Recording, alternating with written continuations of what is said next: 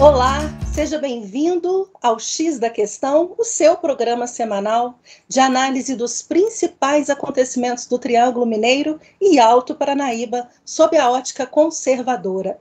Eu sou a Gi Palerme e estou aqui acompanhada pelo nosso time de influenciadores digitais de Uberlândia, Vanderlei Pelizer. Boa noite para você. Boa noite, Gi. Boa noite, Ellen. Boa noite, Omara. Vamos lá, né? Mais um dia de O X da Questão. Boa noite a todos vocês que acompanham esse programa. Obrigado aí pela audiência. Aqui de Araxá, minha conterrânea, Omara Paulinelli. Boa noite para você, Omara. Boa noite, Gi. Boa noite, Ellen. Boa noite, Vanderlei. Então, vamos aí, né, para mais um X da Questão, né? Todo mundo preparado e prontinho, com a língua afiada. Direto de Uberaba, Ellen Miziara. Boa noite para você, Ellen. Oi, Gi. Boa noite, turma. Tudo bem? Boa noite. Vamos aí para mais um X da Questão, com mais assuntos bons da gente discutir e da gente descobrir aí o X da Questão. Vamos que vamos. Olha, antes da gente ir direto aqui para as nossas pautas de hoje, preciso dar aquele recadinho, que é um recadinho meio chatinho, mais repetitivo, mas que é importante para que você saiba que o seu engajamento é o que garante que a plataforma, que o YouTube ofereça o nosso programa e que outras pessoas descubram aí esse conteúdo nessa rede social. O nosso trabalho ele é totalmente independente, a gente não recebe financiamento público, a gente não recebe financiamento partidário, somos uma iniciativa particular e precisamos de você para que o canal cresça. Então, se inscreva, curta, comente, compartilhe.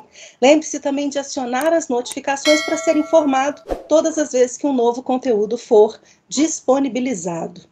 A gente começa o programa de hoje trazendo a análise dos nossos comentaristas sobre o Sistema Único de Saúde, o SUS, que em setembro agora de 2020, no auge da pandemia, completou 30 anos. Quem tem alguma memória e um pouquinho de honestidade intelectual há de concordar que há 2 anos a chegada do novo coronavírus ao Brasil expôs aos olhos de todos a fragilidade da saúde pública, fazendo valer aquela máxima de que nada como uma crise para revelar a real situação de um setor. A saúde pública provou ser mesmo uma sucata ambulante para desvios de verba pública. Era esperado que a crise, que foi iniciada como uma epidemia e depois de se alastrar virou uma pandemia, impactasse esse sistema. Só que tudo aconteceu de forma muito rápida e sem recuperação. O discurso inicial de que faríamos um isolamento social de alguns dias, talvez 15 dias, depois talvez 1 mês, e que todo o sistema de saúde seria preparado para receber os infectados pelo novo coronavírus, o que se viu foi o contrário. A situação ficou mais complexa porque outras doenças continuaram acontecendo e se somam aí pacientes da Covid-19. O que se viu é que o sistema de saúde já estava colapsado e a crise veio apenas descortinar e mostrar a grave situação da saúde pública do Brasil. Falar em falta de leitos ou em leitos desativados é uma novidade que chegou com a Covid-19 em Uberlândia, Vanderlei? Exatamente, Gi. O que ocorre é assim, Uberlândia nunca conseguiu atingir o que preconiza a OMS. De um lado, a gente pode pensar da seguinte forma, né? A medicina tem avançado, né? Inclusive a medicina preventiva, né? Muito. E eu creio que o investimento em saúde, isso deveria ser matéria de preocupação, de estudo e de estratégia de governo, para que fosse disponibilizado meios, suplementos, medicamentos, exames para a prevenção, né? Atuar nesse caso de saúde, de doença, não esperar a doença chegar. Como todo mundo que tem possibilidade, condições financeiras, seja uma rede privada ou mesmo pública, né, a pessoa que tem tempo também para fazer esse acompanhamento, tem essa orientação, muitas vezes ela consegue, né, prevenir, diagnosticar a doença precocemente e através desse meio, né, preventivo, não ocupar leitos, né, ou o mínimo de leitos, né. Existe até uma corrente, né, na medicina que eles defendem que, na realidade, nós não deveríamos estar abrindo mais hospitais, abrindo mais leitos e sim fechando, porque hoje poderíamos estar trabalhando de uma forma preventiva, né, como eu bem disse, através de exames, né, laboratoriais, exames de imagem, né, a contento para que fosse feita uma prevenção de qualquer doença. O que acontece é que faz muito bem às prefeituras, principalmente a governadores, prefeitos corruptos, né, que isso não se atue de forma preventiva. Interessa muito o poder público, de uma maneira geral, que existam muitas doenças, que existam muitas filas, né, e porque é mais fácil você, com todo contrato, geralmente é passível de corrupção. Relembrando aí, né, eu achei bom isso aqui, a gente não pode esquecer. Inicialmente, quando falou-se que era pandemia, 15 dias apenas, para que entendesse um pouco, né, a questão da doença, né, como que ela se comportava, né, a questão até mesmo da transmissão. Depois, vamos fechar por um mês, né, lockdown.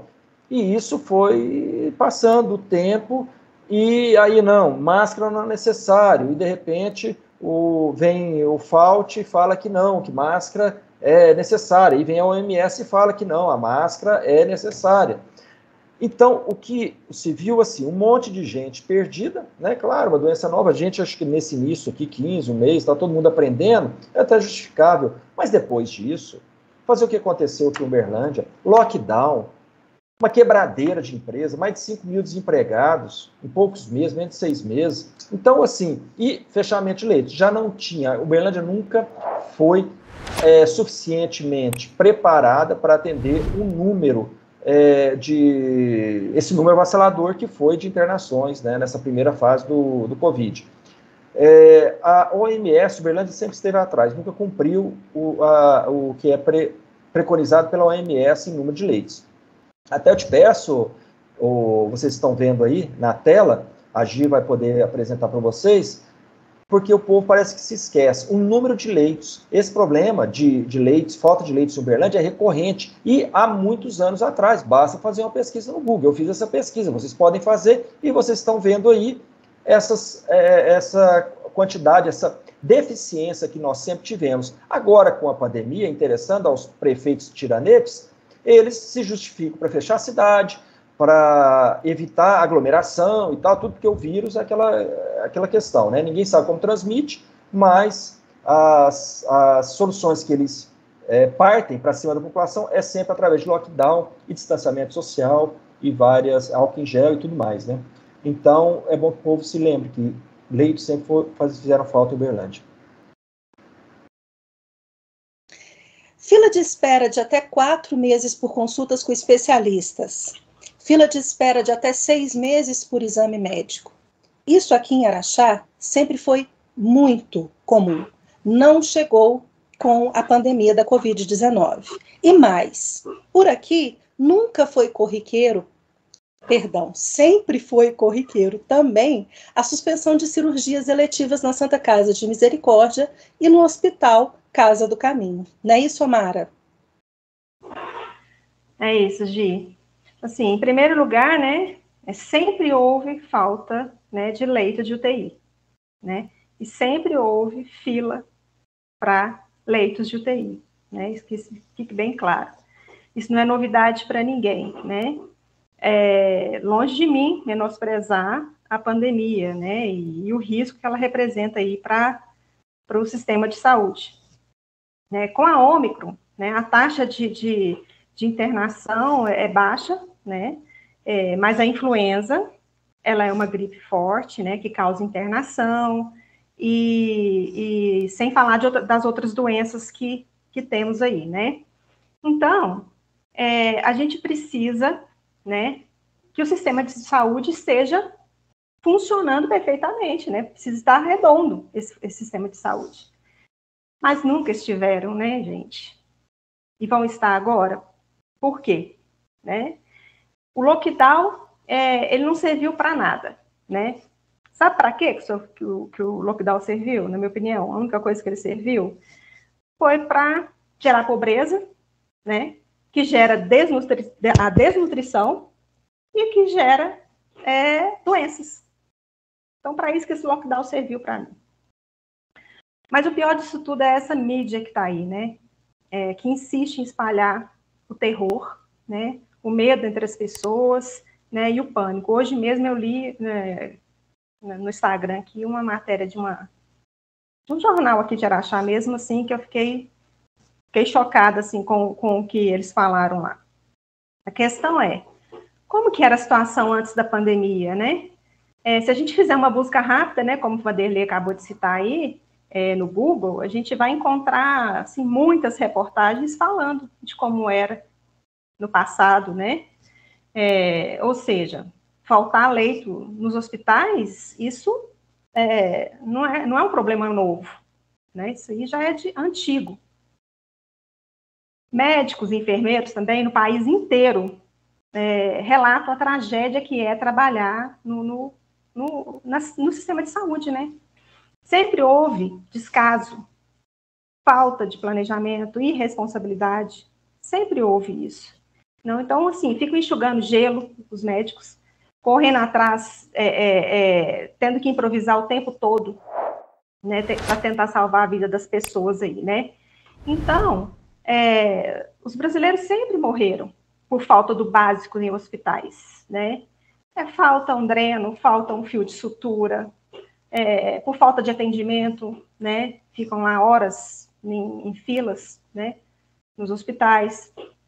Falta até sangue para transfusão, né? Nas pessoas. Então, assim, é muito sofrimento causado pela negligência dos nossos governantes aí. Os médicos, às vezes eles enfrentam, assim, quilômetros dentro de uma ambulância, atrás de um leito de UTI para tentar salvar os seus pacientes aí, né? Isso, às vezes, até com salários baixos ou até com salário atrasado. Então, assim, trabalhar nessa área não é fácil também. Então, vamos deixar claro aqui que o caos é uma regra nesse país, não é uma exceção, né? A pandemia agravou, né, o caso, né? Mas ela não é a única causa desse caos no SUS. Aí eu fico me perguntando, né? Onde que estão os milhões investidos na saúde, né? Enviados pelo governo federal? Para onde foi que essa montanha de dinheiro, né? Onde estão os hospitais de campanha que foram criados aí em várias partes do país, né? É caro manter leitos de hospitais, Omara, leitos de UTI. Então, o dinheiro foi para onde? Né? Enfim, em Araxá, as pessoas esperam, assim, meses para conseguir uma consulta, para conseguir um exame, né? Se uma pessoa precisar com urgência de uma cirurgia, ela precisa ser transferida daqui, ir para outro lugar, ou morre, né?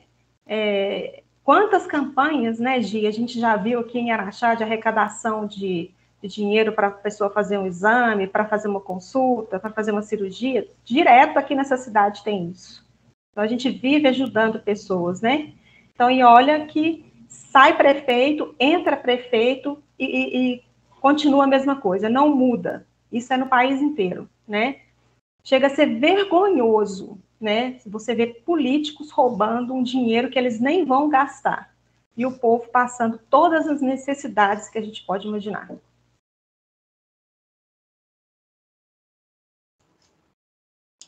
Muito triste. E aí, em Uberaba, Ellen, o sistema de saúde colapsou, foi pela Covid-19 ou ele já era colapsado? Como os meus colegas disseram, a Covid-19 só escancarou aquilo que já era ruim. Eu quero começar aqui dizendo trechos de 3 matérias só, para ilustrar bem como era o nosso sistema de saúde aqui. 7/11/2012. Prefeito alerta que falta de leitos em Uberaba é uma realidade. 2012. 2014. Falta de leitos gera retenção de macas do SAMU em Uberaba. 2014. 2017. Audiência mostra que Uberaba poderia ter mais 166 leitos, pelo menos. Audiência pública da Câmara Municipal. O que eu quero dizer com isso? Uberaba, ele é uma cidade, assim como Uberlândia, que ela é macro-região. No Triângulo Sul, Uberlândia ela é macro-região do Triângulo Norte. Nós aqui recebemos cerca de 33 municípios da região. Sempre foi um caos para receber pacientes, tanto do nosso município quanto dos municípios vizinhos. A Covid-19, ela só escancarou o que já era precário, o que já era ruim. Um sistema de saúde ineficaz. Um sistema de saúde que ele é caro para quem paga, que somos nós, o pagador de imposto, e ruim para quem recebe o serviço. Porque ano após ano, nós pagamos muito dinheiro para ter uma prestação de serviço ruim. E para você que paga plano de saúde, você paga um serviço 2 vezes.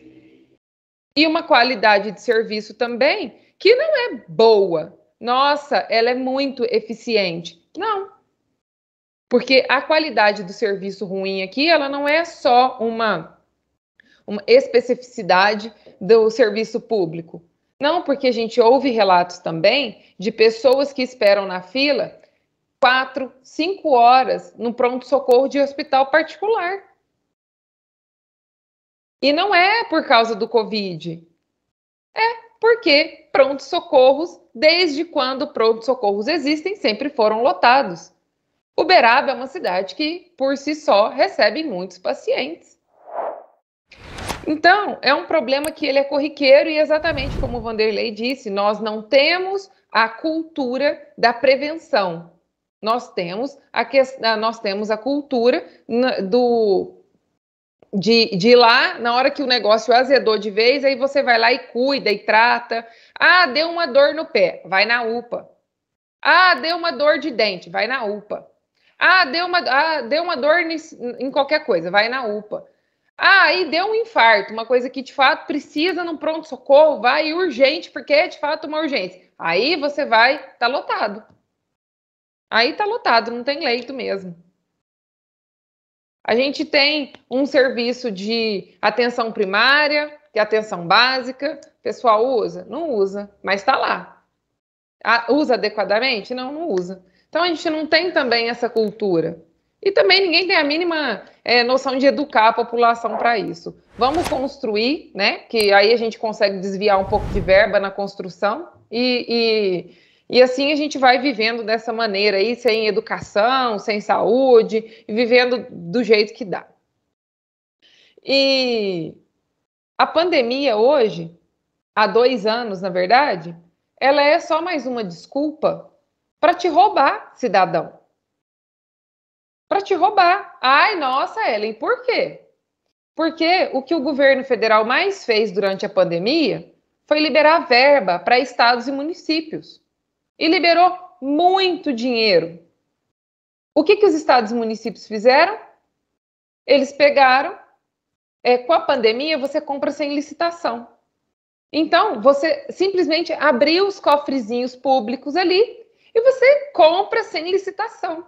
E na compra sem licitação tem superfaturamento. Conclusão, roubo atrás de roubo. Então, querido, superfaturamento, roubo, e nunca foi pela sua saúde, mas sempre foi para se manter no poder e continuar roubando, tá? Agora, assim, eu estou achando interessante vocês trazerem essa questão da prevenção, né? Porque, assim, ainda mais hoje em dia, que a gente tem uma medicina super avançada, aí, né, tanto nessa área de nutrição, quanto na área, como se fosse, assim, uma preparação do corpo, né, gente? Como se o corpo fosse ali receber, como se o corpo fosse uma terra, né, para receber uma planta, né? A gente tem hoje, com o avanço da medicina, uma situação assim, que é possível de você, com um trabalho sério, ser acompanhado ao longo ali, se houvesse uma medicina preventiva, né? Ser acompanhado de forma assim, que soubesse direitinho, né? Ah, você tem índice de açúcar tanto, então para você não desenvolver uma diabetes, como é que nós vamos ter que fazer? Ah, você tem falta de nutriente tal, ou falta de, como é que chama, uma vitamina tal, para você não desenvolver tal e tal problema que desencadeia com a falta disso, o que a gente vai ter que fazer? Se fosse investido na medicina preventiva, né, eu achei super interessante vocês trazerem isso, né, Vanderlei?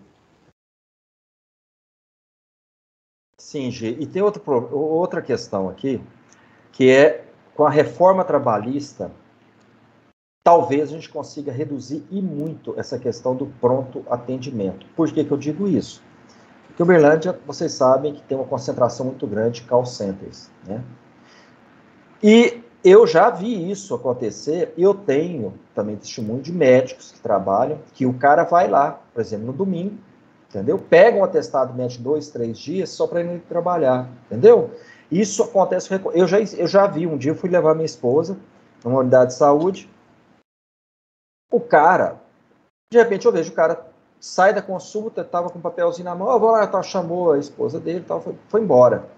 Aí, rapidinho, eu chego perto lá, a enfermeira, uma pessoa lá que faz aplicação de soro e tudo mais, que faz a medicação da enfermaria, chamou o fulano de tal e tal. Ninguém dava conta do cara, o cara tinha ido embora, né? Eu imagino que deve ter sido justamente esse cara que eu vi. Aí o que aconteceu? Ela falou, nossa, preparei aqui já soro, preparei não sei o que, tal, para aplicar, o cara foi embora. Aí eu até sugeri, né? Falei assim, olha, eu acho que o médico, depois eu entrei, né? Falei com o médico, falei, olha, eu acho que seria de bom tom aqui fazer o seguinte, o cara, você veio, o médico receitou isso para o paciente. Ele só sai daqui depois que tomar a espetada lá, tomou o soro lá, ou seja lá o que for, o medicamento, aí vocês liberam o cara, principalmente esse caso, que o cara chega lá, passa uma prescrição, o cara tem que tomar soro, tem que tomar, às vezes, um Plasil, sei lá o que na veia, uma dipirona. Então é o seguinte, ele só sai depois, com o atestado médico, só é entregue a ele depois disso, porque isso ocorre tanto na rede pública quanto privada. Só isso. Mas alguém quer acrescentar mais alguma coisa ou a gente pode avançar? Não, só dizer que, por exemplo, aqui em Uberaba nós tivemos, durante algum tempo, há muitos anos atrás, muito fortemente falado o programa Saúde na Família. E é um programa que chegou a funcionar muito tempo nos bairros aqui, foi implementado, e se ele tivesse sido levado à prática, ele seria um programa excelente para você trabalhar com a prevenção. E eu sempre tenho a dizer que o custo do cuidado, ele é sempre mais barato que o custo do reparo. Porque se você trabalha com essas famílias na base, se você cuida com saúde, no caso da diabetes, hipertensão, colesterol, e você trabalha com isso ali na base, você evita muitas famílias ali de passar por maus súbitos, de passar por qualquer outra coisa, porque você está cuidando, não é só de uma pessoa, você está cuidando da família, você está dando educação para essa pessoa, né? E para fazer um contraponto mesmo. E para você ver que a construção, e que como não é interessante investir em educação, mas é muito mais interessante investir em hospitais, aqui em Uberaba nós tivemos a construção do hospital regional, para suprir essa questão de leitos de Uberaba e região. A ideia do hospital regional ela começou para nós aqui em 2009. É um hospital que, graças a Deus aí, vem nos ajudando muito nessa questão do Covid, pela a dimensão que esse hospital é. Mas até ele ser construído, ele virou realmente um elefante branco aqui, pelo alto custo dele. Tanto que quando ele foi tentaram inaugurar ele em 2012, né, antes do último prefeito passar o bastão para o antepenúltimo prefeito, né, inaugurou de qualquer jeito, com uma obra que nem vocês vão me perdoar o termo, mas que nem o nariz dele, tá? Inaugurou uma coisa de qualquer jeito ali, e já se tinha ido rios e rios de dinheiro na obra, e se você entrasse ali dentro, era uma vergonha. As portas todas fora do padrão, não tinha condição do que foi inaugurado ali ter sido chamado de hospital.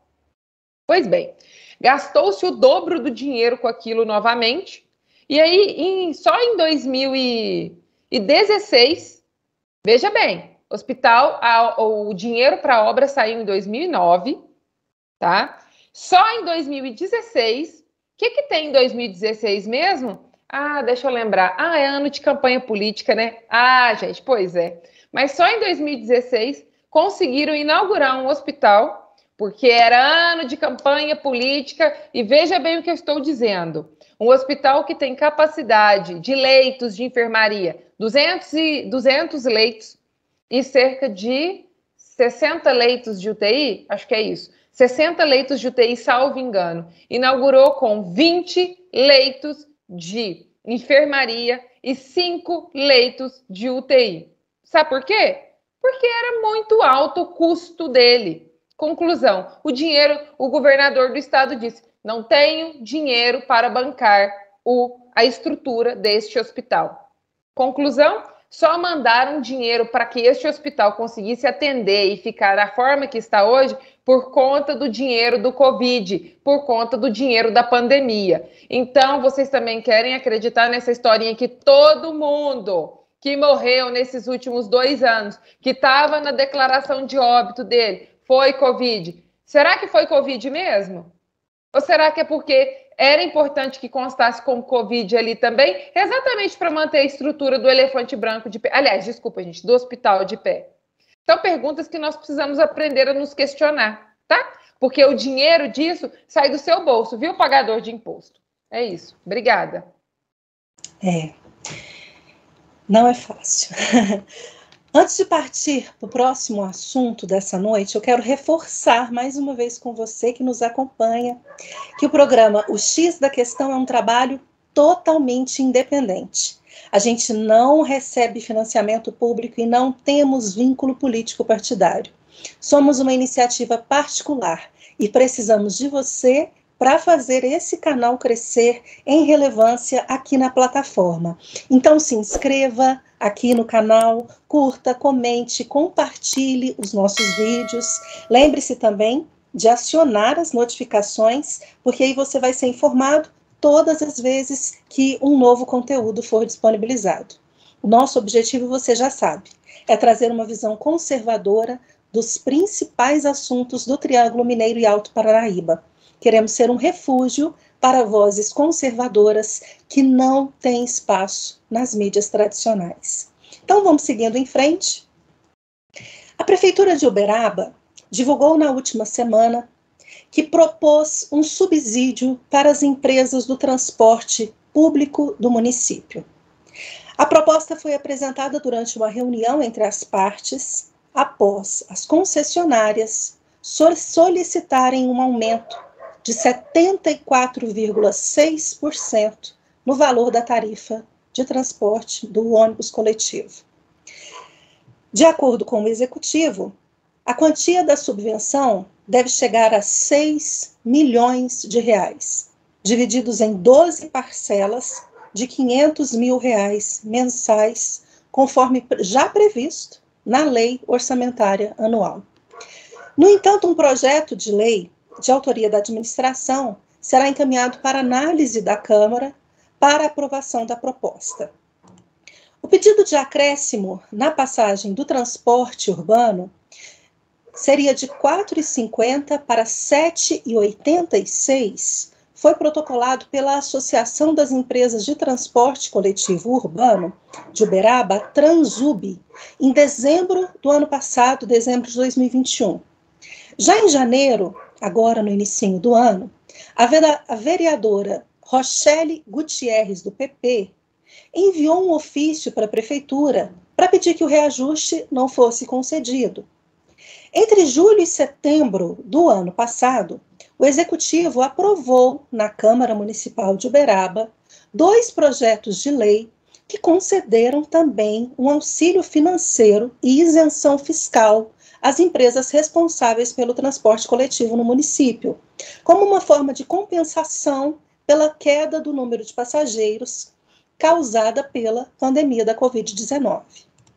Como auxílio financeiro, as firmas Viação São Geraldo e Empresa de Transporte Líder Limitada receberam subvenção de R$ 3 milhões, divididos em 6 parcelas no valor de R$ 500 mil cada, que foram repassados para a Transub ainda no mês de julho. As demais foram repassadas a cada mês subsequente até dezembro de 2021. As 2 empresas também tiveram isenção do imposto sobre serviço de qualquer natureza, o ISSQN, e do custo de gerenciamento operacional, CGO. Ellen, com esse aporte financeiro público injetado nas empresas privadas, a população de Uberaba vai ficar isenta da tarifa do transporte coletivo urbano? Vai ficar isenta. Vai. Os pagadores vai poder andar de ônibus de graça. Ah, claro, com certeza. Você tem mais de 60 anos de idade? Se você tiver, aí você pode. O que eu acho engraçado é que tem gente que acha isso legal, que acha, nossa, que bacana, né? Nós não estamos tendo aumento. Querida população uberabense, vocês estão sendo enganados, tá bom? Seus bobinhos. Bobinhos, tá? Vou fazer perguntas aqui. É aquele ditado. Estão batendo com um lado e estão afagando do outro. É o tapinha com luva de pelica. Nossa, por que estão fazendo isso? De onde que está vindo esse recurso? Do bolso da prefeita? Do bolso dos vereadores? Não, queridos, do seu bolso, pagador de imposto. Quem que paga os impostos, queridos? Vocês, gente! Nós, pagadores de impostos. Então, só eu que acho 3 milhões de reais muito dinheiro? Imagina se todo transporte por aplicativo, todo transporte de passageiro resolvesse ter subsídio de 3 milhões de reais. O Uber ia fazer a festa. Imagina eu uso Uber, imagina. Que maravilha. E eu ia achar ótimo, mas eu continuo pagando, não estou pagando. A questão é o seguinte, nossa, Ana, você critica, né? Criticar é fácil, propõe soluções, então. Vou propor soluções. Liberdade, meu povo, liberdade econômica, livre comércio. Por que a senhora prefeita... Nós tivemos uma situação aqui no ano passado, foi por conta dessa questão da pandemia, que não teve aula, certo? O que aconteceu? Eu vi milhares de vanzeiros aqui, desesperados, acredito que não só aqui, mas em todo o Brasil, desesperados, porque era o transporte deles, era a renda deles, buscar menino para a escola. Se transporte coletivo está achando ruim, porque baixou o número, por que não deixou, então, abrir o comércio e falar assim, gente, abriu a concorrência, como fizeram o Uber com os táxis? Quem lembrou a guerra que foi no começo aqui? Por que não libera, então, micro-ônibus? Ônibus é pesado? Libera micro-ônibus. Então, por que não libera esses vanzeiros que já são cadastrados na prefeitura e fala, olha, para vocês não terem prejuízo, vamos cadastrar vocês nas empresas que tiverem interesse e começa a fazer as linhas. Eu vou cadastrar vocês em algumas linhas aí e deixa para o passageiro escolher qual é a maneira de como ele quer ser carregado. Qual é a tarifa que você quer dar para o seu público? Ah, e onde é que eu vou pegar esse povo? Nos pontos de ônibus. Os pontos já estão lá. Só que ao invés de passar ônibus para te pegar, vai passar van. Já está lá. É só você organizar com o motorista da van, ora. Como é que eu vou pagar isso? No dinheiro. E para a empresa, como é que fica? A empresa, ao invés de te pagar no vale, vai te pagar em dinheiro, é a mesma coisa, você separa os mesmos R$ 4,50 que você ia pagar no ônibus para o cara da van. Você ia salvar milhares de pessoas de passar fome, de receber auxílio. E eu garanto que isso é uma proposta boa, que ninguém ia perder o horário de serviço, ninguém ia andar amarrotado, ninguém ia andar naquele vulco-vulco. E você ia dar a opção para a pessoa como é que ela queria ser carregada. Se ela quer andar de Uber, se ela quer andar de táxi, se ela quer andar de ônibus, se ela quer andar de van, se ela quer andar de bicicleta, de moto, de carro próprio. Mas não, o que você vai lá e faz? Pagador de imposto. Você vai lá, vou subsidiar. A prefeitura vai subsidiar. Nossa, a prefeitura é uma mãe, né? Meu bem, não existe almoço grátis, não. Nunca existiu e nunca vai existir. Se você acredita nessa historinha, você está sendo enganado, querido. Libere, é livre comércio. Nós precisamos de concorrência. Você dá liberdade para quem está usando o serviço escolher a maneira de como que ele quer ser carregado, ora. A maneira de como que ele quer chegar ao local de destino dele. Eu gostaria de ter mais opções de transporte. Se tivesse mais opções de transporte, eu poderia escolher. Eu escolho hoje, o meu transporte hoje que eu uso é o Uber. Por quê? Porque é o que melhor me atende. Eu escolhi. Eu sou dona do meu dinheiro, sou dona do meu recurso, eu sou dona do meu nariz e eu fiz a minha escolha. Você que anda de ônibus, você acha bom? Todo mundo durante a pandemia toda, diminuíram a frota dos ônibus, todo dia tinha uma reclamação dos ônibus. Por quê? Ônibus lotado. Aí qual que é a reclamação que se ouvia? Nas escolas que estão vazias não tem Covid, mas o ônibus que está lotado não tem Covid lá não. Lá não tem Covid. Aí vocês querem me convencer de que a empresa precisa de subsídios e o cara está pagando R$ 4,50 de ônibus ainda? Ainda querem aumentar para colocar quase R$ 8,00 a passagem? Com R$ 8,00, gente, vocês andam de Uber, saem do lugar que vocês estão e vão para o outro lugar. E andam muito melhor. Então, por que essa prefeita não libera? Por que não libera, então, a concorrência? Libera a concorrência para os ônibus. Deixa outras empresas chegarem na cidade. Libera a empresa para micro-ônibus. Não quer concorrência para ônibus? É liberar a concorrência, livre mercado, liberdade econômica. Não me surpreende que a proposta tenha vindo da vereadora Rochelle, porque ela é uma vereadora progressista, né? Quer dizer, socialista. Então, ela quer dar dinheiro do povo, ela quer tapear o povo, ela gosta de fazer isso. Mas ela não faz isso porque ela é uma pessoa ruim. É porque, às vezes, não leu Mises, devia ler um pouco mais Mises, leu muito Karl Marx, mas está tudo bem. A gente tenta mostrar o outro lado para a população aí, viu? Então, é propor soluções mesmo, porque o nosso papel aqui também é esse, não é só criticar, não. Nosso papel é criar, é mostrar que tem outras soluções, tá? Perfeito. Vanderlei, eu fiquei pensando, você, assim, por um lado, né, pelo ângulo, assim, de empresário, né, pensa sua empresa recebendo um aporte, um belo subsídio aí, sem ter que entregar contrapartida nenhuma. Olha lá, não teve que, eles ficaram sem 2 impostos e ainda tiveram aí subsídio. Fiquei pensando assim, você não quer ir montar uma frota de ônibus para trabalhar em Uberaba? Olha, isso aí onde tem transporte público, limpeza, serviço de limpeza urbana, transporte público, e geralmente são esses dois, né, que mais tem desvio, tá? Mas a gente não sabe, são feitos contratos, licitações, que a gente, enfim, é muito complicado. Então, primeiro, não existe o transporte público, isso é uma falácia, né? Transporte público deveria atender a todos, não atende nem aqueles cidadãos que precisam. Começa daí. Aqui em Uberlândia não foi diferente, não. Aqui no dia 11/8 de 2020, a Prefeitura liberou uma bagatela de 25 milhões para as empresas de transportes, né? Agora, no ano passado, 13/5/2021, 24 milhões, totalizando 49 milhões. Reduziram o número, né, de ônibus lotados, e eu acho interessante, porque as escolas não podiam funcionar por conta da aglomeração. Nos ônibus, por incrível que pareça, lotados, parece que isso não incomodou, apesar de várias denúncias que foram feitas, ônibus lotados. Atrasos, trabalhadores cercando atrasado, enfim, uma série de denúncias. Call center também, lotados, os call center, não pararam as atividades, mas escola não pode. Aquele cara que tem um comércio de venda de carro, por exemplo, que entra ali na garagem, 10, 15 clientes, se entrar esse número lá de pessoas por dia, e geralmente são espaços muito amplos, geralmente abertos, esse também não poderia funcionar, seguindo a regra do Comitê do Desemprego, né?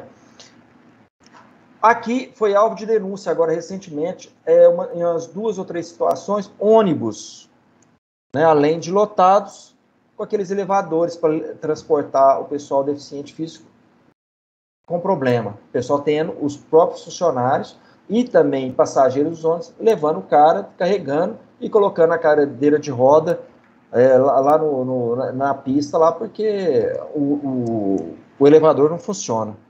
O que aconteceu nessa fraudemia foi o seguinte, que é fato. Prefeitos e governadores resolveram os problemas fiscais de dívida, geralmente os municípios e os estados, que estavam numa situação muito ruim, muito difícil, por má administração deles próprios ou de outros antecessores, eles tiveram problemas sérios de caixa e foi resolvido com a pandemia. O governo federal encheu a burra deles de recursos, né?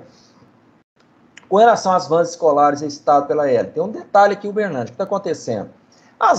Os vanzeiros ficaram 1 ano ou mais sem trabalhar. Aí isso acontece, aí o cara ficou sem receber. Agora voltaram as aulas e tal. Aí, para o cara passar na inspeção veicular, ele precisa estar com a certidão de negativo de débitos junto à prefeitura. Então, IPTU, ISS, tal, o cara não pode ter nenhuma dívida.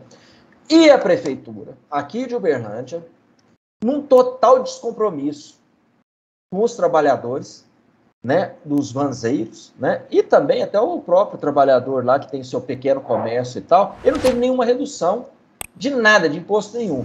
Mas as agraciadas aí, empresas de transporte público, cujos trabalhadores entraram o ano passado em paralisação, fazendo greve, por, se não me engano, 2 vezes, fizeram isso, né, paralisação por falta de pagamento, né? Então, é um verdadeiro absurdo, né? E o que aconteceu? Eles criticaram, alguns prefeitos e governadores, do aumento que o presidente Bolsonaro fez agora para os professores, né? É o maior aumento desde quando foi criado o piso, né, salarial do ensino básico. O que aconteceu? Depois de 26 anos, é o maior aumento dado a essa classe. Geralmente, tem muito professor que não é, mas a grande parte segue esses sindicatos localmente, né, e foram contemplados com esse aumento. Eles poderiam, né, agradecer ao governo Bolsonaro por essa lei aumentando lá, dando esse aumento, o maior aumento desde quando foi criado o piso, né? Acho que eles nunca viram um aumento dessa grandeza em percentual.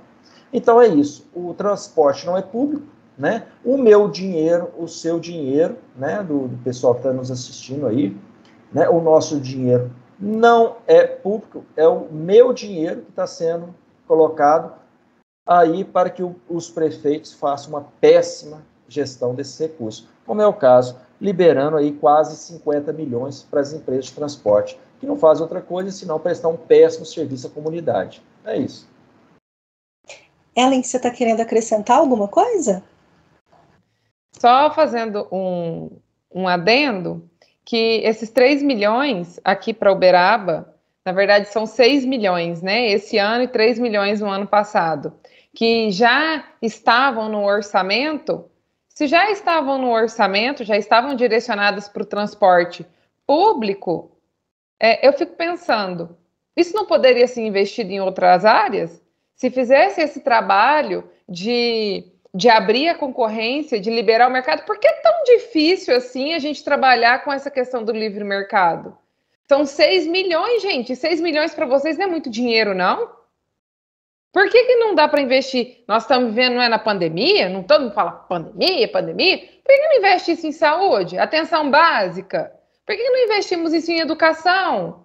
Por que não investimos isso em infraestrutura?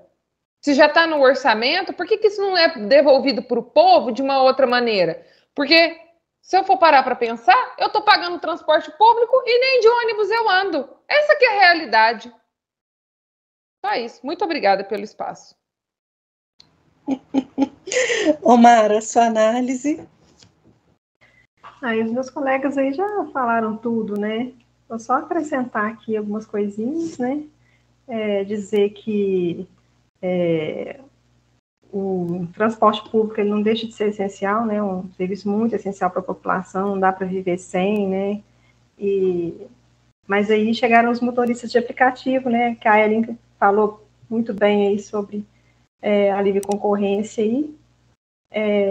Aí agora a gente já pode escolher, né? Se a gente quer pegar o transporte público ou motorista de aplicativo, né? Porque aí você pode combinar com pessoas que vão para o mesmo setor, né? E você divide aí o valor com essas pessoas e vai no conforto no carro, sem ônibus lotado, sem correr o risco de ser assaltado. Então, assim, as pessoas estão fazendo essas contas aí, analisando isso daí, né? Então, eu sei que o movimento de passageiro diminuiu mesmo na pandemia, diminuiu um pouco, né, gente? Diminuiu muito, não. Os ônibus continuaram lotados, mas diminuiu um pouco, sim. Mas ter esse subsídio e ainda aumentar a passagem de ônibus, aí é demais, né? Então, assim, se vão receber esse subsídio, eu acho que é justo que a passagem seja diminuída, né? Eu acho que isso seria o justo.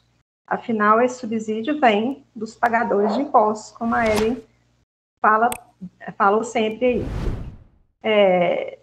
Eu acho que o transporte coletivo, ele precisa pensar bem, né? Porque esses motoristas de aplicativo, eles chegaram, né, e estão resolvendo o problema da população aí. Tem muita gente que deixou de andar de transporte coletivo para andar de Uber.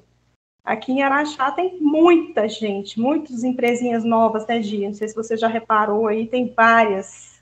Inclusive, uma começou esses dias, chama Te Levo, né? Então, R$8 para te levar para onde você quer. Então, depois não adianta ficar chorando, né? As empresas de transporte sobem tanto a passagem que as pessoas acabam procurando outras alternativas, né?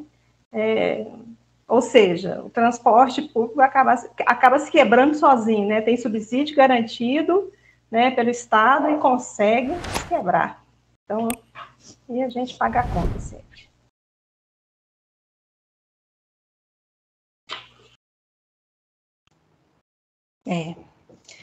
E assim, é impressionante, né? A gente paga uma conta e não recebe de volta, né?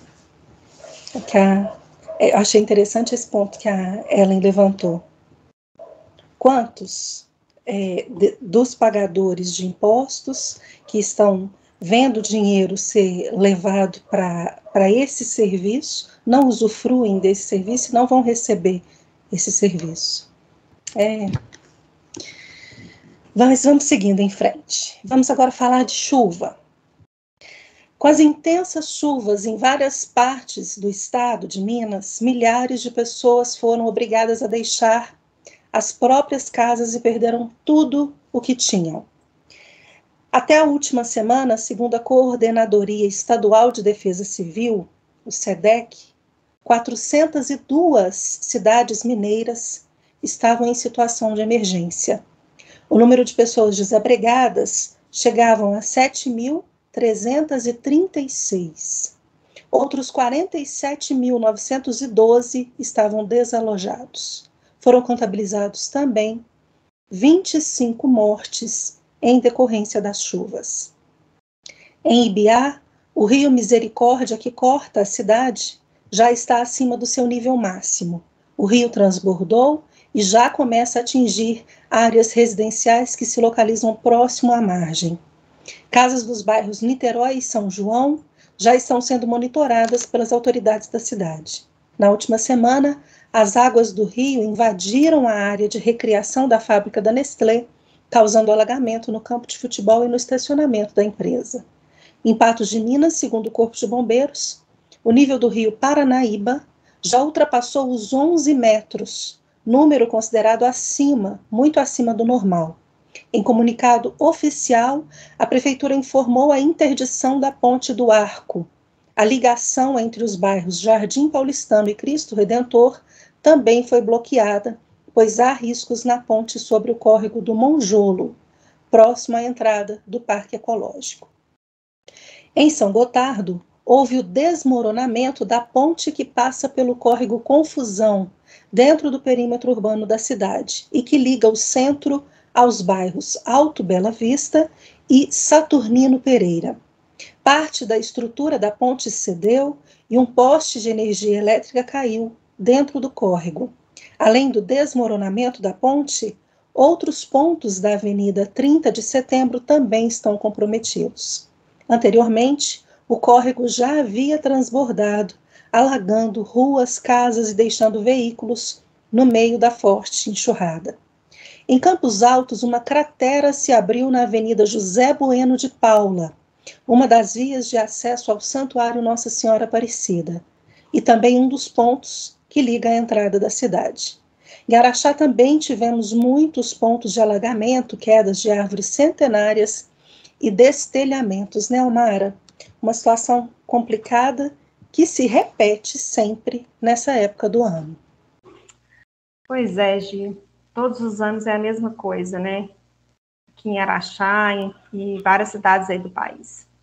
Em época de chuva, as áreas, né, que sempre inundam, né, continuam, né, trazendo problemas para a população aí, né? Em época de campanha, os prefeitos aí prometem resolver o problema, né, de todo mundo, né? Mas até hoje não teve um que tivesse, assim, a coragem, né, de cumprir essas promessas. São ruas mal planejadas, assim, um escoamento de água mal feito pelos cocos, né? Então, aqui em Araxá, por exemplo, aquela avenida João Paulo II, todos os anos dá problema, né? Esse ano, sim, foi o caos lá, não sei se você viu os vídeos que a gente estava vendo na internet aí.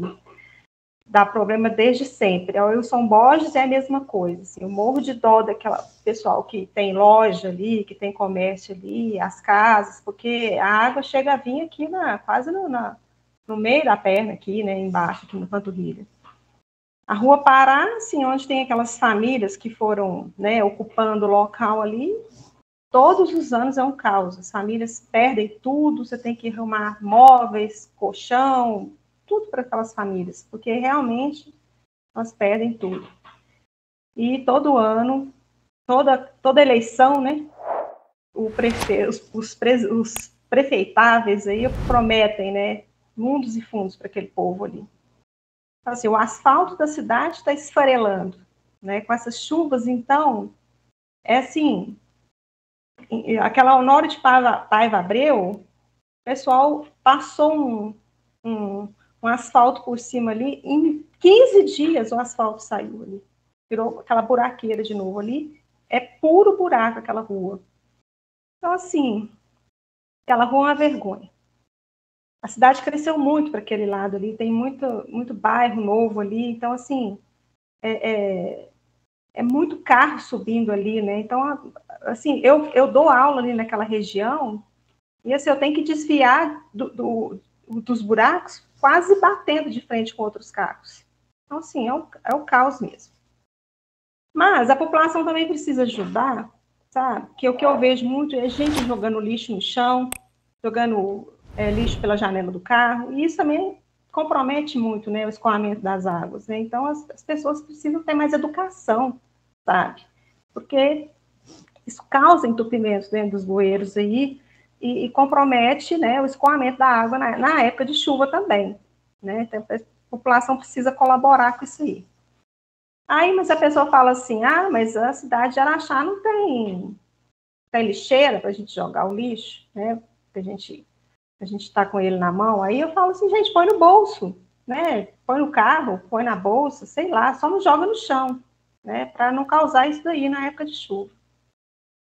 E a gente tem que continuar cobrando, né, dos prefeitos, isso daí, mas a gente precisa fazer a nossa parte também, tá? Então, todo ano é esse caos, Gira. Então, tem jeito, entra prefeito, sai prefeito, é a mesma coisa.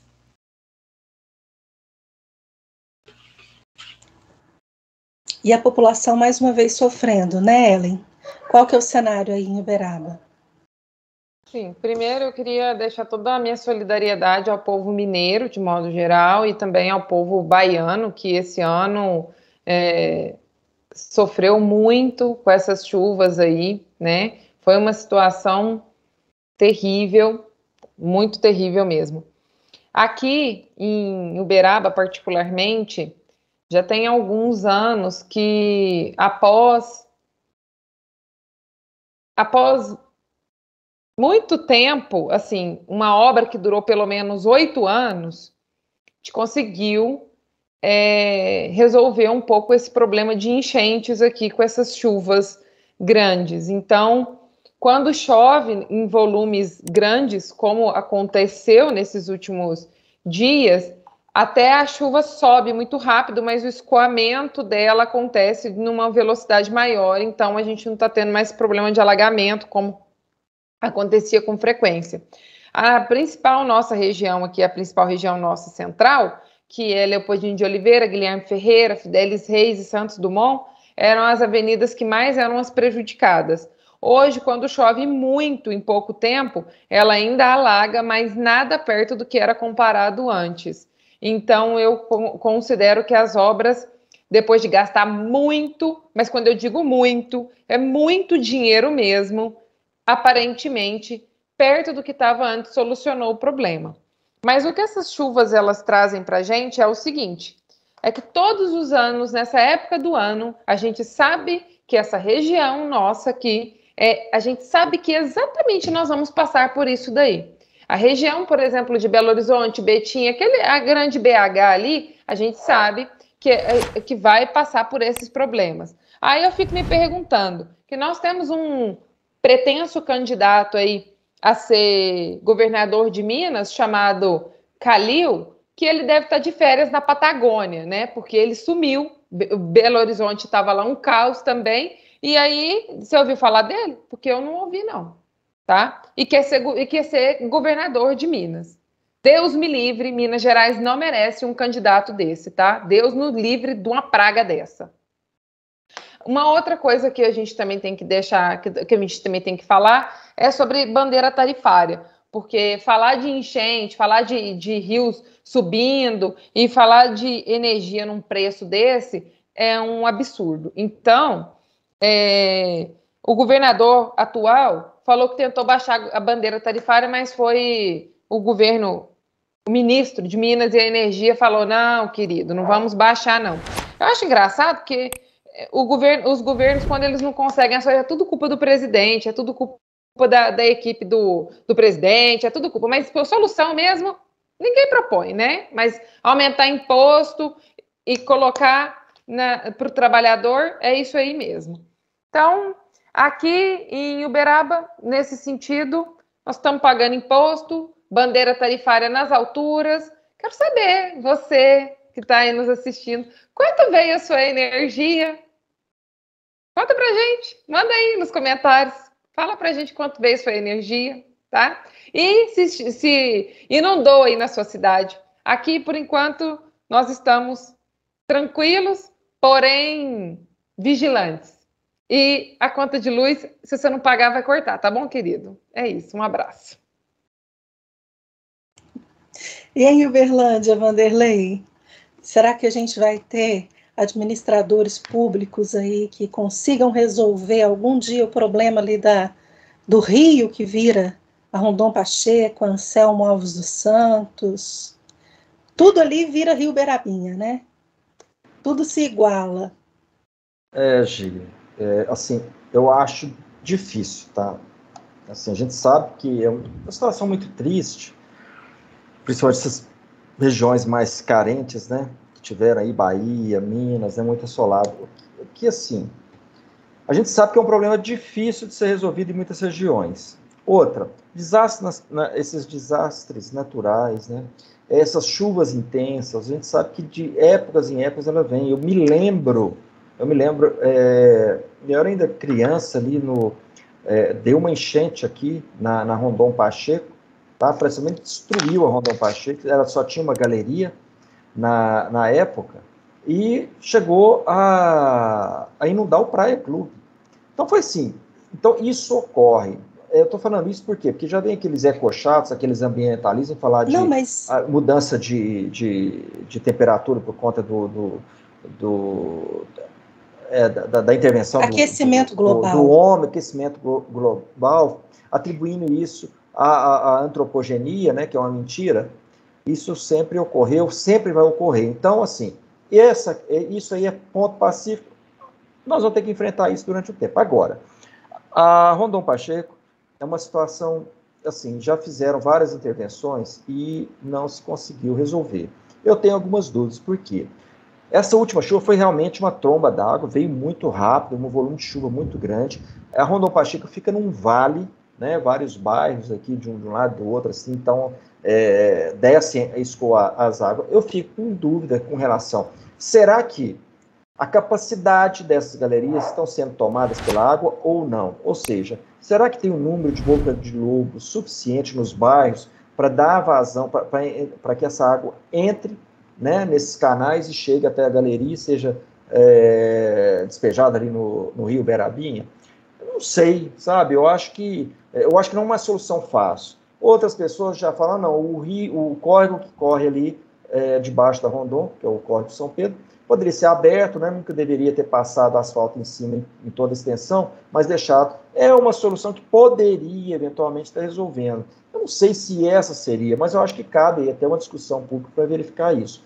Agora eu tenho certeza, tá, que o prefeito poderia, porque toma tantas atitudes assim inteligentes, né, na cidade. Eu acho que eu tenho certeza que daqui a um tempo ele deve propor algo para resolver isso de uma forma muito fácil, tá? Eu acho que nós temos o Rio Perene aqui, o Berabinha, ele vai mudar o nome. Em vez de Avenida Rondon Pacheco, vai colocar Rio Intermitente Rondon Pacheco. Rio Intermitente Anselmo Alves, né? E aí resolve o problema. É uma dica aí, prefeito. E aí, ao invés do povo andar de carro, anda de barco? Seria mais ou menos assim? De barco, e eu falei para a Ellen, né? Já comprar os coletes. Eu sabia que isso ia acontecer. Não é uma brincadeira, mas a gente tem que brincar, porque senão a gente não aguenta, né, gente? É muito. A gente tá rindo triste aqui, mas é de nervoso, tá, pessoal? A gente tá rindo, mas é de nervoso, tá? Hoje eu estava conversando com a pessoa com relação a isso, e assim, a pessoa estava assistindo o programa. Cara, mas é assim, né? Tem uma pegada de ironia, tem uma brincadeira. Foi, sabe o que acontece? Nós não temos a força. Eu não tenho 28 milhões, como o prefeito tem, para fazer propaganda, fake news, falando, por exemplo, que a máscara vai resolver todos os problemas, você não vai pegar se você usar álcool em gel, assim, esse tipo de propaganda aí, no meu entendimento, enganosa, né? Levando o povo. Então, gasta dinheiro com essas porcarias, né?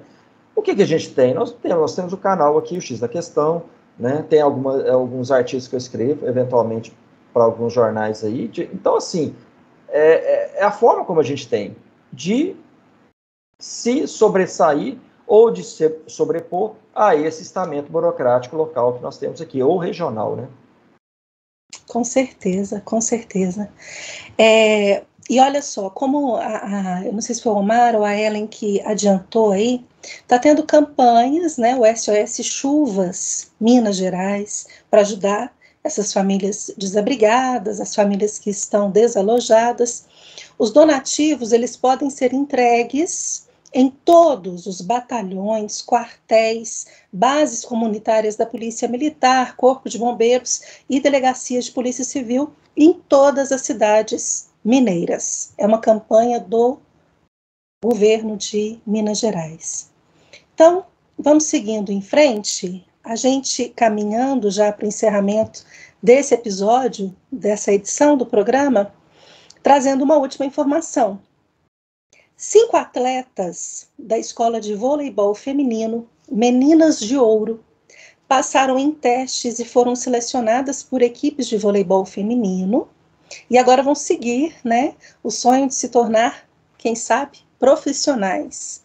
As atletas Yasmin Carvalho, Natália Evangelista, Maria Paula Barreto, Lara Delaporte e Larissa seguem nesse ano de 2022 nas equipes SESI Bauru, SADA Argos e Regatas de Campinas. As meninas têm entre 15 e 16 anos e estão na escola de vôlei há 5 anos. O projeto Meninas de Ouro atua para formar atletas nas categorias de base com foco competitivo, formando atletas para as principais competições do cenário mineiro e brasileiro. A escola de voleibol feminino Meninas de Ouro é mantida pela Lei de Incentivo ao Esporte e atua nas cidades de Sacramento e aqui em Araxá. Omara, como que você avalia esse projeto? Então, Gi, eu considero o esporte super importante em qualquer idade, né? Sou suspeita para falar disso daí, né? Que eu adoro. Mas na infância é fundamental, né? Na infância, na adolescência, o esporte é um dos instrumentos, né? De formação humana, capaz de mudar a vida das pessoas, né? A criança que pratica esporte, ela, com certeza, quando for um adulto, ela saberá, né, lidar com diversidades, né, respeitar regras, hierarquias, trabalha em equipe, desenvolve liderança, então será mais sociável, né, uma criança mais sociável, e guardará, assim, memórias incríveis, né, desses momentos aí. Então, isso sem falar que será uma criança saudável, né, a chance de desenvolver obesidade infantil também é pouca. Então, assim, o esporte é tudo de bom, né, gente, para criança. Eu sou suspeita para falar, e eu acho que projetos como esses aí deveria ter, assim, aos montes, né, no país inteiro. Além de tudo, isso aí que eu mencionei, né, também prepara a criança para lidar com as frustrações, né, nem sempre a gente ganha o jogo, né, em qualquer fase da vida. E aprender a perder também, sem desistir, persistir, né, com resiliência, né, é importante. Então, o esporte pode ensinar tudo isso aí para a criança, para o adolescente, né, e muito mais. Então, assim, esse projeto é tudo de bom, na minha opinião. Eu espero que continue, né, e que consiga atingir o máximo de crianças aí no país inteiro. Vanderlei, algo assim que, além de formar futuras profissionais do esporte, formam seres humanos, né, como a Omara está dizendo, seres humanos para um mundo melhor, para uma sociedade melhor. Isso. A Omara disse muito bem aí, né, falou de todos os aspectos, né, acho que ela cobriu quase todos os aspectos aí, né, coisas boas, né, que envolvem esse tipo de projeto. Tem uma outra também que é muito importante, porque a partir de um sonho dessas meninas, da competência dela, pode mudar toda a estrutura social, geralmente vem de famílias, né, com pouco recurso, pouca poder aquisitivo, né, então acaba transformando também as famílias dos pais, né, muitas pessoas ali, o entorno dessa criança, né, e depois uma atleta profissional, muda toda a realidade, né, desse seu entorno. E muitas delas, como a Ana Paula Henkel, como tantas outras aí, vitoriosas, né, conseguem depois criar institutos, né, e outras escolinhas, né, isso é muito interessante. Eu só acho, e um aspecto que eu quero pegar aqui, que a Omara citou, né, que aprende a lidar com as frustrações. Eu queria dar um recado aqui pelo seguinte: infelizmente, essas crianças, essas meninas aí que sonham em ser atletas profissionais, né, eu gostaria que elas lidassem com as frustrações somente no âmbito de vitória e derrota dentro da quadra. Infelizmente, hoje, elas têm que conviver com outro tipo de frustração, né? Mas geralmente elas saem bem, mas é muito triste.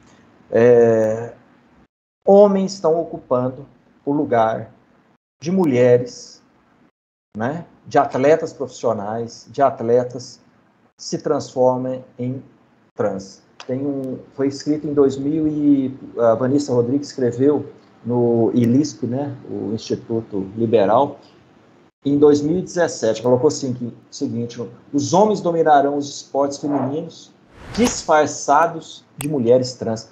Infelizmente, isso é uma realidade. Agora, com relação à frustração, eu queria falar para esse pessoal, esse público aí, acho que não faz parte aqui, mas se isso chegar para algum, meu querido, você é trans, você faz parte do LGBTQI, ABCD, RFGH, IJLXZ, frustração nós encontramos. Se você não pode, porque alguns clubes fazem essa restrição, ainda estão conseguindo restringir o acesso, que tem o acesso desses homens, dessas mulheres trans no esporte, né? Alguns clubes, né, eu não sei se veladamente ou não, eles conseguem fazer uma barreira. Eu acho isso ótimo. Por quê?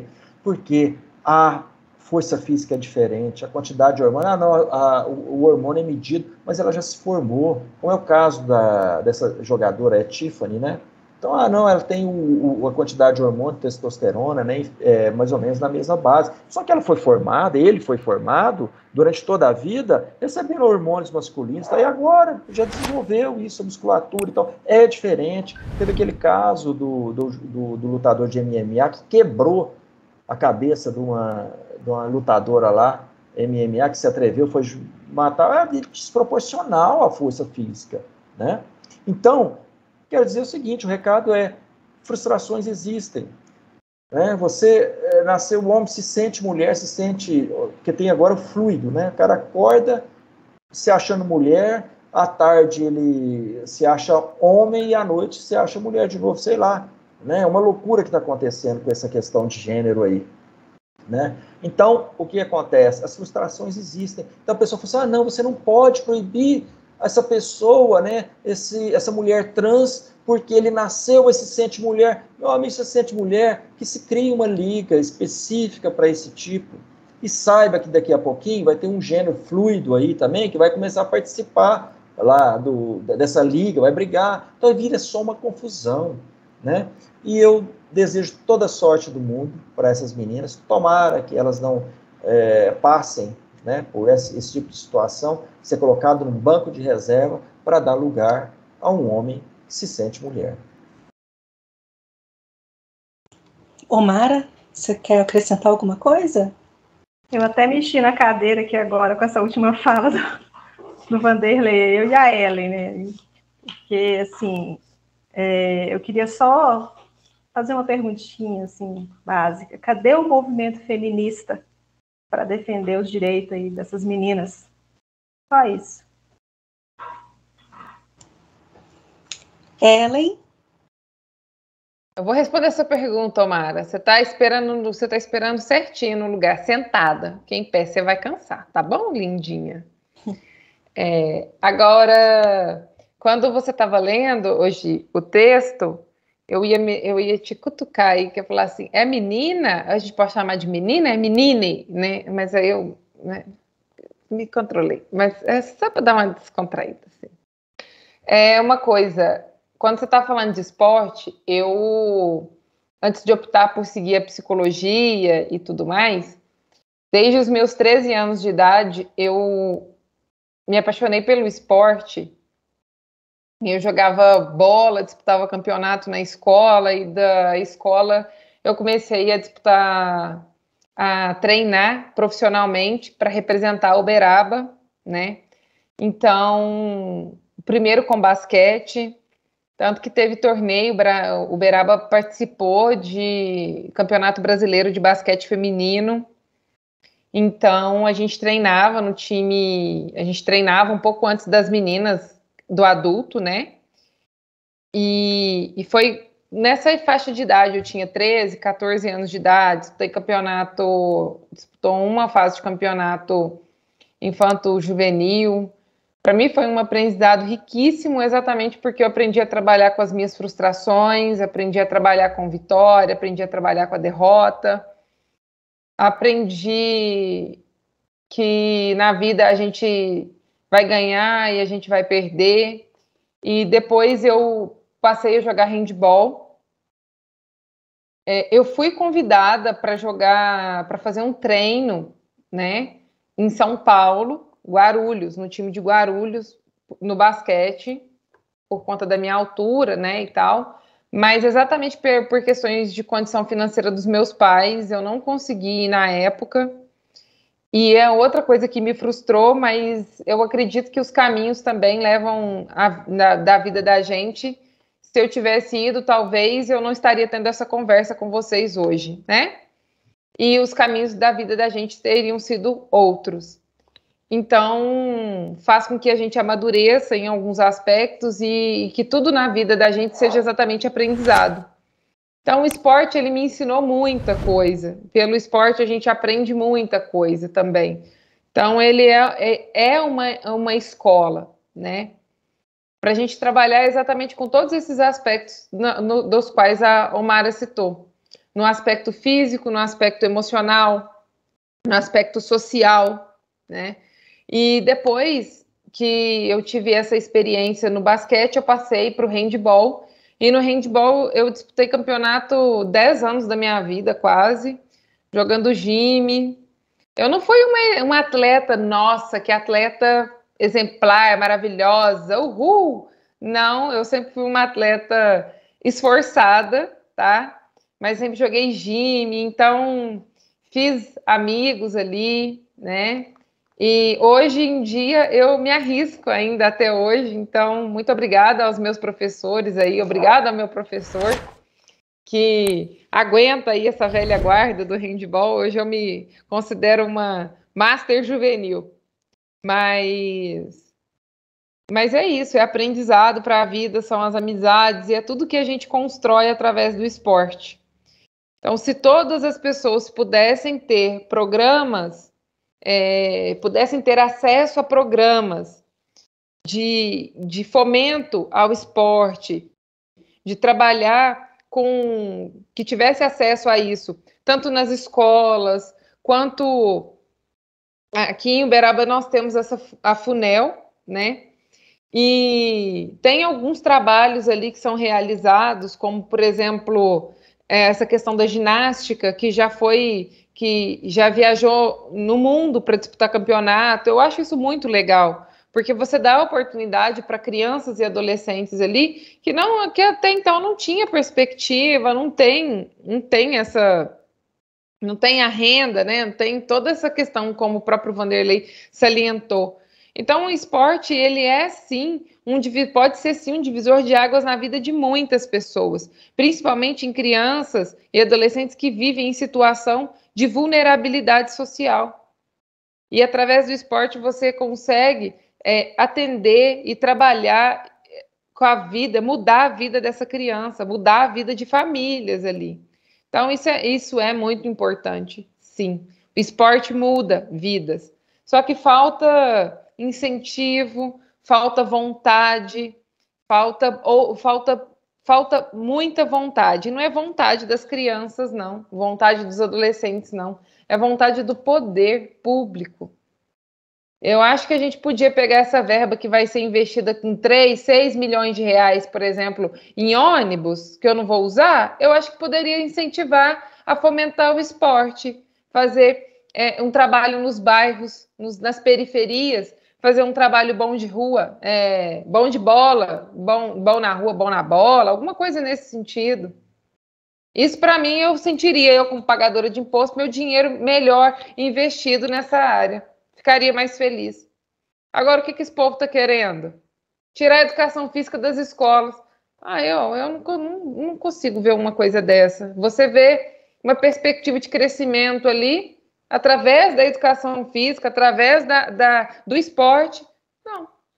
Vamos tirar a educação física, vamos dar educação física teórica. Não, gente, vamos pôr esse pessoal para movimentar, trabalhar coordenação motora grossa, coordenação motora fina. Porque as crianças estão precisando disso também. E é isso, e eu desejo também toda a sorte do mundo aí para essas atletas e que programas como esse continuem acontecendo não só em Sacramento, não só em Araxá, mas em todas as cidades aí. E só reforçando uma coisa que o Vanderlei disse. Você vai ver homens trans ocupando lugares de mulheres nos times femininos. Mas dificilmente você vai ver mulheres trans, mulheres, né, que se sentem homens, ocupando lugares dos homens nos times masculinos. Viu, feministas? Obrigada.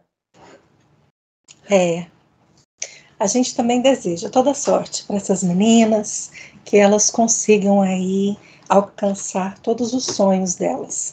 E com essa notícia, a gente encerra a edição de hoje, que passou rápido, hein, gente?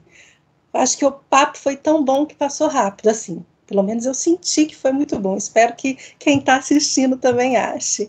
A gente agradece a audiência de vocês e a presença do nosso time. Obrigada, Ellen. Boa noite para você, boa semana.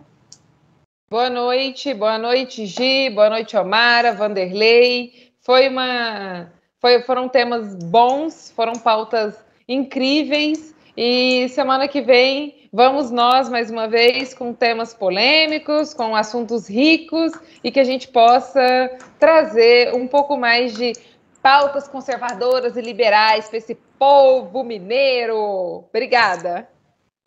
É isso aí. De Uberlândia, Vanderlei Pelizer, muito obrigada. Boa noite, boa semana.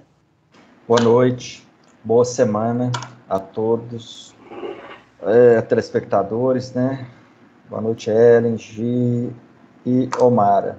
Eu queria deixar aí lembrar, né, da passagem do Olavo de Carvalho, né, essa semana, que me entristeceu muito, né?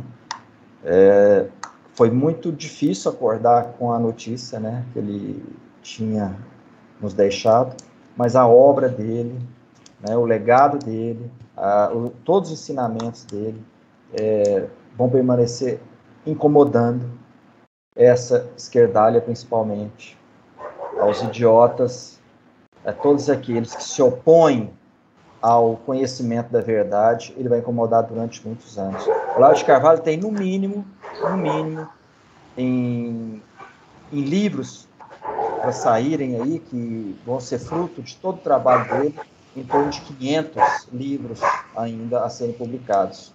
Então, isso com base, porque cada aula dele, certamente a gente fala em transcrição, são 200 páginas, isso, e determinados assuntos são complexos, e você tem que destrinchar aquilo, colocar numa forma palatável, né, uma forma mais didática, né, baixar um pouquinho ali do que ele está falando, para a gente começar a divulgar isso. Eu tenho certeza que ele, certamente, se não foi o maior, né, mas um dos maiores aí dos últimos 200 ou 300 anos, no mínimo, um filósofo aí.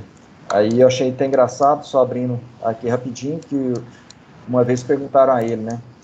Olá, você não quer porque você não tem diploma? Ele falou, quem vai assinar meu diploma? De questão.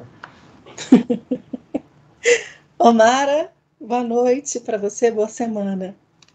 Boa noite, Gi, boa noite, Vanderlei, Ellen, boa noite a todos aí que estiveram com a gente essa noite. Boa semana para todo mundo, né? Que Jesus nos abençoe, nos dê força, coragem para enfrentar a semana. E até semana que vem, se Deus quiser, Ele há de querer. Beijos. Amém. E para você que nos deu a honra da sua audiência em mais esse episódio do programa X da Questão, nós agradecemos de coração, muito obrigada.